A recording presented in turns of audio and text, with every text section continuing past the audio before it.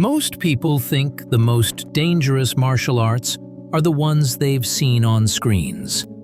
Karate, Kung Fu, Muay Thai. They've been televised, commercialized, ranked, and sanitized. But the deadliest arts were never meant to be seen. They weren't designed for tournaments. They weren't created for medals or belts, and they definitely weren't built for fair fights. Silat is one of them, and chances are you've never truly heard about it, because Silat doesn't announce itself. It doesn't posture. It doesn't wait for a referee. It ends things quietly.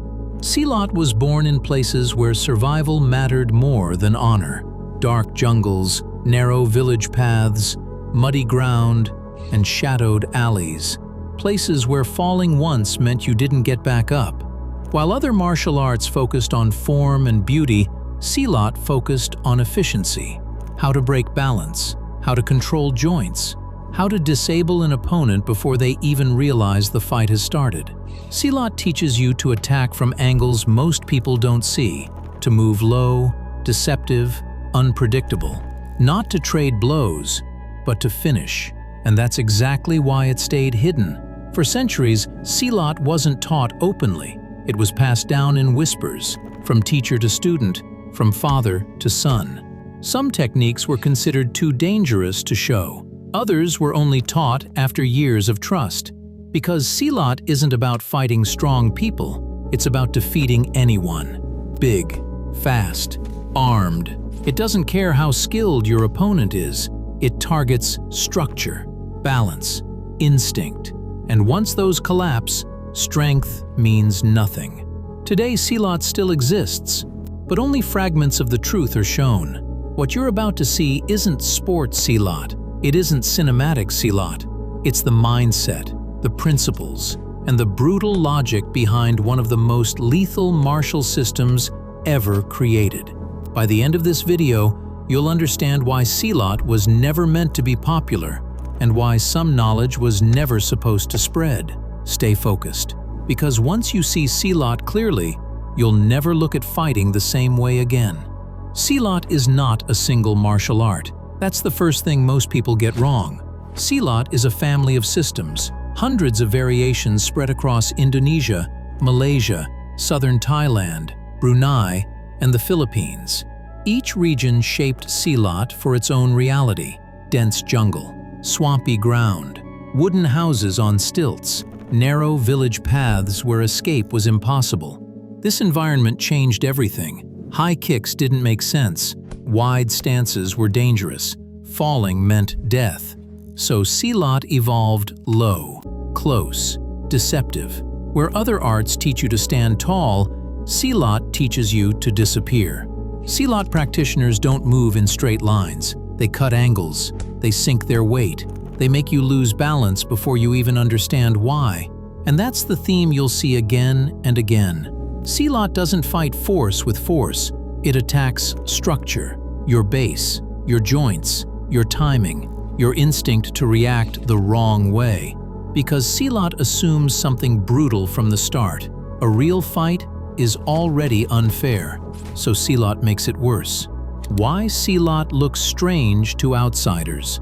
If you've ever watched Silat demonstrations, you might think it looks slow, almost like a dance.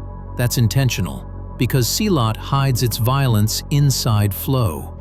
Every movement has multiple meanings. A step forward can be an attack, a trap, or an escape. A hand movement can strike, grab, or break balance. Nothing is wasted, and nothing is obvious. This is why Silat confused outsiders for centuries. Colonial soldiers recorded it as ritual movement. Observers dismissed it as folklore. They didn't realize those movements were rehearsals for survival. Silat trains the body to react without thinking, because thinking takes time, and time gets you killed. The mindset that makes Silat dangerous. Most martial arts teach control. Silat teaches decision. Once a practitioner commits, there is no hesitation. Not because of aggression, but because hesitation creates openings. Silat assumes that if violence is unavoidable, it must be resolved immediately. That mindset alone separates it from sport combat. There is no expectation of rounds, no assumption of recovery, no belief that both people walk away. Silat doesn't escalate, it ends. That's why traditional teachers were selective. Not everyone was allowed to learn, because techniques are meaningless without restraint, and restraint comes from character. Why weapons are central to Silat. Another thing most people don't realize, Silat was never empty-handed first. Weapons came early, short blades, sticks, farm tools. In the villages where Silat developed, weapons were everyday objects. So Silat treats weapons not as special tools, but as extensions of the body. The same movement that blocks a hand can redirect a blade. The same step that unbalances a person can remove a weapon. This is why Silat footwork matters more than power. Position beats strength. Angle beats speed. Timing beats everything. And once timing is lost, the fight is already over. Why Silat was never meant for rings. Put Silat in a ring and something strange happens. It loses its purpose. Because Silat doesn't work within rules. It doesn't assume equal footing. It doesn't assume consent. It doesn't assume safety. Silat assumes chaos, multiple attackers, uneven ground, low visibility, fatigue, fear. That's why Silat looks uncomfortable to watch.